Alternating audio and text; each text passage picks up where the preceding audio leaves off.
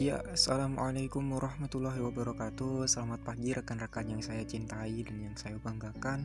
Kembali lagi di channel ini, yang kali ini akan membahas mengenai Pancasila sebagai sistem filsafat. Oke, kali ini pembicara yang akan membawakan adalah Adityawan Rizky Nurdianto, Ibnu Khair Al-Itsnan, dan juga Muhammad Rafiqi. Nah, pada kesempatan kali ini kita akan sedikit membahas dan juga berbagi mengenai sumber-sumber Pancasila sebagai sistem filsafat, yaitu ada sumber historis, sosiologis, dan juga politis. Dilanjutkan dengan manusia berfilsafat yang cenderung untuk taat hukum dan juga disiplin dalam kehidupan. Lalu dinamika, tantangan, hakikat, dan urgensi Pancasila sebagai sistem filsafat. Dan diakhiri dengan insan beragama yang dalam berpikir serta menghasilkan perilaku yang indah dan lembut. Oke, langsung saja. Selamat memperhatikan. Oke teman-teman, kita akan membahas tentang sumber historis, sosiologis, politis tentang Pancasila sebagai sistem filsafat. Sumber historis Pancasila sebagai sistem filsafat akan kita bahas secara satu persatu, mulai dari sila pertama, yaitu sila ketuhanan yang Maha Esa. Sejak dulu sebelum Indonesia merdeka sampai dengan pintu gerbang kemerdekaan Indonesia, masyarakat di Nusantara telah banyak menganut agama-agama yang pengaruhnya besar, yaitu sekitar 14 abad pengaruh Hindu dan Buddha, 7 abad pengaruh Islam, dan 4 abad pengaruh Kristen. Hal ini menunjukkan bahwa Tuhan telah menyejarah dalam ruang publik Nusantara, sehingga sampai sekarang masih berlangsung sistem penyembahan dari berbagai kepercayaan dan agama-agama yang hidup di Indonesia. Oleh karena itu, agama memiliki peranan penting dalam sistem religi politik di Indonesia dan juga dalam pendefinisian institusi-institusi sosial. Yang kedua, sila kemanusiaan yang adil dan beradab. Nilai-nilai kemanusiaan dalam masyarakat Indonesia dilahirkan dari perpaduan pengalaman bangsa Indonesia dalam menjarah, yang sejak dulu telah dikenal sebagai bangsa maritim yang telah menjelajah ke berbagai penjuru Nusantara, bahkan dunia. Nah, hasil pengembaraan ini membentuk karakter bangsa Indonesia yang Soekarno sebut sebagai internasionalisme atau pri-kemanusiaan. Berdasarkan sejarah dan perjalanan bangsa, dapat dilihat jelas bahwa sila kemanusiaan yang adil dan beradab memiliki akar yang kuat dalam sejarah kebangsaan Indonesia. Bangsa Indonesia sejak dulu memiliki wawasan global dengan kearifan lokal, berkomitmen pada penertiban dunia berdasarkan kemerdekaan dan juga perdamaian dan keadilan sosial, serta memuliakan hak asasi manusia dalam satu kesatuan keluarga bangsa Indonesia. Yang ketiga, sila persatuan Indonesia. Kebangsaan Indonesia menggambarkan suatu kesatuan dalam keragaman, sehingga menjadikan Indonesia sebagai bangsa majemuk paripurna yang menakjubkan karena kemajemukan sosial, kultural, dan teritorial yang dapat menyatu dalam suatu komunitas politik kebangsaan Indonesia. Indonesia merupakan sebuah bangsa besar yang mewarisi peradaban Nusantara dan kerajaan-kerajaan besar di muka bumi, sehingga tidak ada alasan bagi manusia baru Indonesia untuk tidak dapat mengukir kegemilangan seperti nenek moyang terdahulu. Yang keempat, sila kerakyatan yang dipimpin oleh hikmat kebijaksanaan dalam permusyawaratan perwakilan. Demokrasi sebagai bentuk pemerintahan dari rakyat, oleh rakyat, dan untuk rakyat memang merupakan fenomena baru di Indonesia yang muncul sebagai ikutan formasi negara Republik Indonesia Merdeka. Namun nilai-nilai demokrasi telah ada dalam taraf tertentu dalam perkembangan budaya Nusantara. Nilai ini diterapkan setidaknya dalam unit politik kecil seperti desa di Jawa dan nagari di Sumatera. Sebagian contohnya yaitu adalah hak untuk mengadakan protes terhadap peraturan raja yang tidak adil dan hak untuk menyingkir dari kekuasaan raja yang tidak disenangi. Kemudian yang kelima, sila keadilan sosial bagi seluruh rakyat Indonesia. Masyarakat adil dan makmur tentu merupakan impian kebahagiaan seluruh bangsa. Demi mencapai impian ini, Para pejuang bangsa telah mengorbankan dirinya untuk mewujudkan cita-cita tersebut. Sejarah mencatat bahwa bangsa Indonesia dahulunya adalah bangsa yang hidup dalam keadilan dan kemakmuran. Keadaan ini kemudian dirampas oleh kolonialisme. Sumber sosiologis Pancasila sebagai sistem filsafat. Pada bagian ini terdapat dua kelompok. Kelompok pertama yaitu masyarakat awam yang memahami Pancasila sebagai pandangan hidup atau way of life. Sedangkan kelompok kedua yaitu masyarakat ilmiah akademis yang memahami Pancasila sebagai teori-teori yang bersifat akademis. Kelompok pertama memperlihatkan Pancasila sebagai sistem filsafat berbentuk pedoman hidup yang bersifat praktis dalam berbagai aspek kehidupan. Dan kelompok kedua memandang Pancasila sebagai satu kesatuan utuh yang tidak dapat dipisah-pisahkan, yang mana artinya sila-sila Pancasila merupakan suatu kesatuan utuh yang saling terkait dan saling berhubungan secara koheren. Notonegoro menggambarkan kesatuan dan hubungan sila-sila Pancasila ini dalam bentuk kesatuan dan hubungan hierarkis piramidal dan kesatuan hubungan yang saling mengisi. Kelima sila saling meliputi dan menjiwai, seperti panah yang terlihat pada gambar. Sumber politis Pancasila sebagai sistem filsafat. Pada awalnya, Pancasila merupakan kesepakatan politik yang kemudian berkembang menjadi sistem filsafat. Oleh karena itu, sumber politis Pancasila sebagai sistem filsafat diklasifikasikan ke dalam dua kelompok. Kelompok pertama meliputi wacana politis tentang Pancasila sebagai sistem filsafat pada sidang BPUPKI, sidang PPKI, dan kuliah umum Soekarno antara tahun 1958 dan 1958 tentang pembahasan sila-sila Pancasila secara filosofis. Kelompok kedua mencakup berbagai argumen politis tentang Pancasila sebagai sistem filsafat yang disuarakan kembali di era reformasi dalam pidato politik Habibie pada 1 Juni 2011. Wacana politis tentang Pancasila sebagai sistem filsafat mengemuka ketika Soekarno melontarkan konsep dasar filsafat negara. Artinya kedudukan Pancasila diletakkan sebagai dasar kerohanian bagi penyelenggaraan kehidupan bernegara di Indonesia.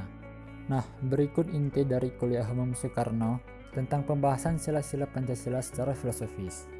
Sila pertama, berhentikan manusia Indonesia yang percaya pada Tuhan, sebagaimana dikenal oleh penganut agama masing-masing. Sila kedua, berhentikan upaya untuk mencegah timbulnya semangat nasionalisme yang berlebihan, sehingga terjebak dalam rasialisme. Sila ketiga, berhentikan bahwa bangsa itu hidup dalam suatu kesatuan yang kuat dalam sebuah negara dengan tujuan untuk mempersatukan. Sila keempat, berhentikan bahwa demokrasi yang harus dijalankan adalah demokrasi Indonesia yang membawa kepribadian Indonesia sendiri. Dan sila kelima yang berhentikan bahwa keadilan sosial bagi bangsa Indonesia merupakan suatu keharusan. Karena hal tersebut merupakan amanah dari para leluhur bangsa Indonesia yang menderita pada masa penjajahan dan para pejuang yang telah gugur dalam memperjuangkan kemerdekaan bangsa Indonesia. Kemudian poin penting pidato Habibie pada 1 Juni 2011 adalah Pancasila harus melewati alur dialektika peradaban yang menguji ketangguhannya sebagai dasar filosofis bangsa Indonesia. Reaktualisasi Pancasila diperlukan untuk menghadapi faktor-faktor perubahan yang menimbulkan pergeseran nilai dalam kehidupan bangsa Indonesia. Penegasan tentang makna penting reaktualisasi Pancasila yang diperlukan untuk memperkuat paham kebangsaan yang majemuk dan perlunya implementasi nilai-nilai Pancasila dalam seluruh aspek kehidupan masyarakat Indonesia. Oke, kita masuk ke bagian manusia berfilsafat. Nah, berfilsafat kali ini dapat diartikan melakukan kegiatan berpikir secara menyeluruh, mendasar, dan juga spekulatif menurut Yuyun S. Sumantri 1998. Oleh karenanya, berfilsafat adalah hal yang dibutuhkan dalam kehidupan manusia. Itu harus bertujuan hanya guna mengoleksi ilmu pengetahuan sebanyak mungkin. Hal itu akan membimbingnya untuk menerbitkan serta mengatur semua koleksi pengetahuannya dalam bentuk yang sistematis. Dalam hal ini, manusia berfilsafat mengandung 3 komponen utama di dalamnya, yaitu tentang pengetahuan, di mana Pengetahuan itu akan mengkaji secara mendalam dan radikal tentang asal mula pengetahuan, struktur, metode, dan validitas sebuah pengetahuan. Yang selanjutnya, dari pengetahuan tersebut akan menghasilkan sebuah penyimpulan, di mana penyimpulan tersebut akan melogika dan juga menyadari bahwa logika sendiri dapat dibagi menjadi dua, yaitu logika ilmiah dan juga logika kodratiah. Nah, kandungan terakhirnya namun yang justru paling penting yaitu adalah moralitas, di mana moralitas ini akan melahirkan sebuah etika yang akan membimbing pengetahuan dan penyimpulan manusia, sehingga manusia yang berfilsafat akan cenderung untuk senantiasa menaati peraturan, menaati hukum yang berlaku, serta disiplin dalam kehidupannya berdasarkan dengan pengetahuan dan juga penyimpulan yang mereka miliki. Lalu, dalam perjalanannya, Pancasila telah mengalami berbagai perubahan makna. Di antara dinamika Pancasila sebagai sistem filsafat sebagai berikut. Yang pertama, pada era pemerintahan Pak Soekarno, Pancasila sebagai sistem filsafat dikenal dengan istilah filosofi Grundslag. Gagasan tersebut merupakan perenungan filosofis Soekarno atas rencananya berdirinya negara Indonesia Merdeka. Ide tersebut dimaksudkan sebagai dasar kerohanian bagi penyelenggaraan kehidupan bernegara. Ide tersebut ternyata mendapat sambutan yang positif dari berbagai kalangan, terutama dalam sidang BPUPKI pertama, persisnya pada tanggal 1 Juni 1945. Namun ide tentang filosofi Grundslag belum diuraikan secara rinci, lebih merupakan adagim politik atau peribahasa politik untuk menarik perhatian anggota sidang dan bersifat teoritis. Pada masa itu, Soekarno lebih menekankan bahwa Pancasila merupakan filsafat asli Indonesia yang diangkat dari akulturasi budaya bangsa Indonesia. Kemudian yang kedua, pada era Pak Soeharto, kedudukan Pancasila sebagai sistem filsafat berkembang ke arah yang lebih praktis. Nah, dalam era Pak Soeharto ini, Pancasila sebagai sistem filsafat lebih dikenal dengan istilah Weltanschauung. Artinya, filsafat Pancasila tidak hanya bertujuan mencari kebenaran dan kebijaksanaan, tetapi juga digunakan sebagai pedoman hidup sehari-hari. Atas dasar inilah, Pak Soeharto mengembangkan sistem filsafat Pancasila menjadi penataran P4 atau pedoman penghayatan dan pengamalan Pancasila. Yang ketiga, pada era reformasi. Pada era reformasi, Pancasila sebagai sistem filsafat kurang terdengar resonansinya, seakan-akan tidak memiliki kekuatan untuk mempengaruhi dan menuntun masyarakat. Pancasila tidak lagi populer seperti pada masa lalu, melainkan Pancasila sebagai sistem filsafat hanya bergema dalam wacana akademik atau sebagai bahan diskursus kampus. Hal ini disampaikan oleh Pak Habibie dalam pidato hari kelahiran Pancasila 1 Juni 2011 yang mengkritisi bahwa Pancasila semakin jarang diucapkan, dikutip, dan dibahas, baik dalam konteks kehidupan ketatanegaraan, kebangsaan, maupun kemasyarakatan. Pancasila seperti tersandar di sebuah lorong sunyi, justru di tengah denyut kehidupan bangsa Indonesia yang semakin hiruk-pikuk dengan demokrasi dan kebebasan berpolitik. Pergeseran nilai yang dialami oleh bangsa Indonesia sebagaimana terlihat dalam pola kehidupan masyarakat pada umumnya, termasuk dalam corak perilaku kehidupan politik dan ekonomi yang terjadi saat ini. Kebelum berhasilan masyarakat dalam melakukan reaktualisasi atau mengamalkan nilai-nilai Pancasila tersebut menyebabkan keterasingan Pancasila dari kehidupan nyata bangsa Indonesia. Tantangan Pancasila sebagai sistem filsafat. Beberapa bentuk tantangan terhadap Pancasila sebagai sistem filsafat muncul dalam bentuk-bentuk sebagai berikut. Pertama, kapitalisme, yaitu aliran yang meyakini bahwa kebebasan individual pemilik modal untuk mengembangkan usahanya dalam rangka meraih keuntungan sebesar-besarnya merupakan upaya untuk menyejahterakan masyarakat.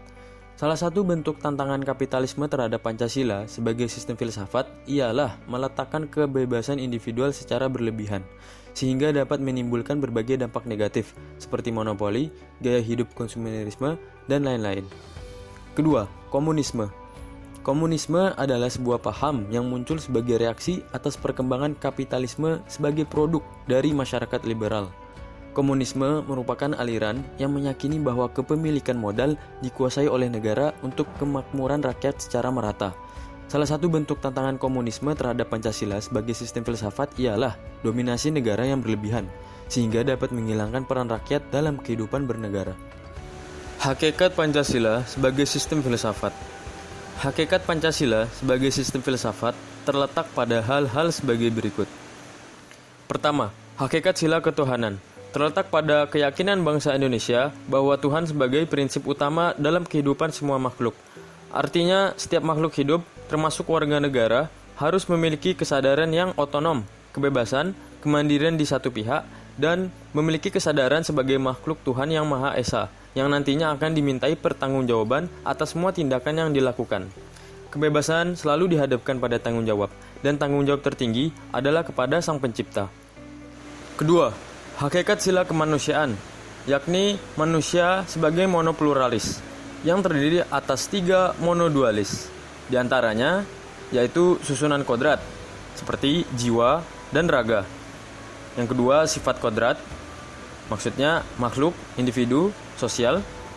Dan yang ketiga, kedudukan kodrat, yakni sebagai makhluk pribadi yang otonom dan makhluk Tuhan.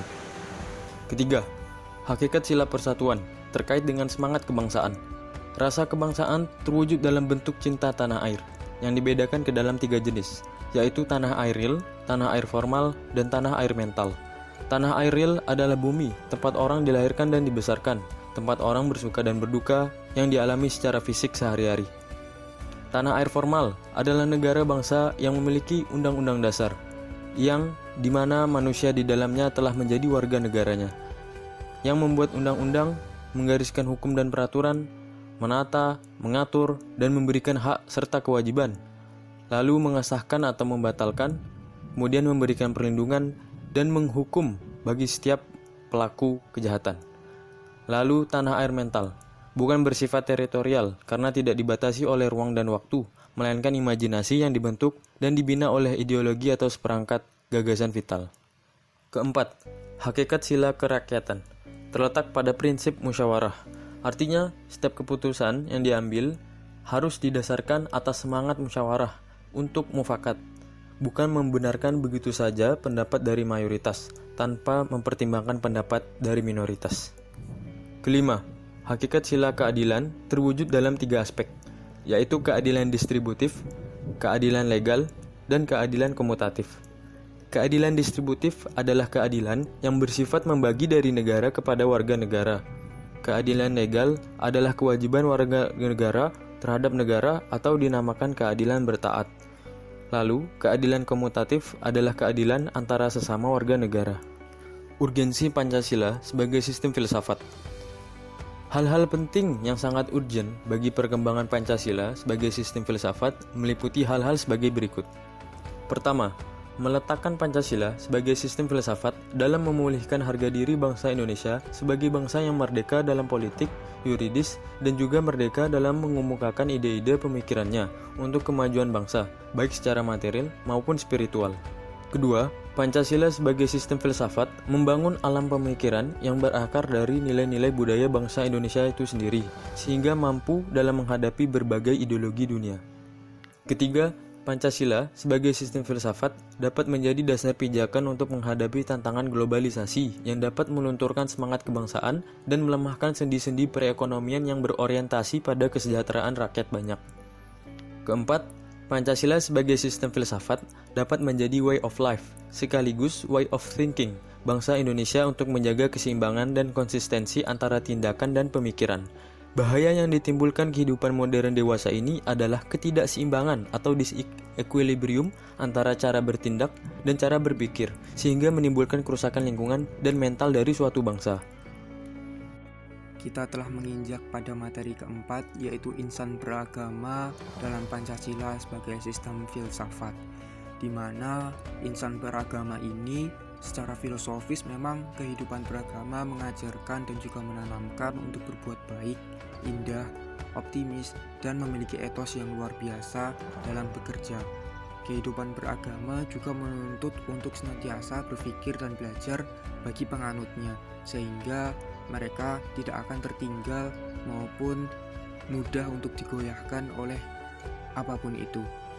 Dan semua itu, segala hal tersebut berorientasi kembali kepada Tuhan Yang Maha Esa. Ucapkan syukur, tibalah kita di ujung jalan. Sampai di sini pertemuan kita. Ada sedikit pesan dari Insinyur Soekarno bahwa perjuangan beliau lebih mudah karena melawan penjajah, sedangkan perjuangan kita akan lebih berat karena melawan saudara sendiri. Terima kasih, hatur nuhun, matur nuhun, mauliate. Jika ada pertanyaan, silahkan hubungi kami melalui Instagram maupun akun WhatsApp di @adityawanrizki, @ibnukhr_, @rafek_m_. Terima kasih juga kepada rekan-rekan dan juga teman-teman yang sudah memperhatikan hingga ujung presentasi kali ini. Selamat melanjutkan aktivitas. Wassalamualaikum warahmatullahi wabarakatuh. Selamat siang, sampai jumpa.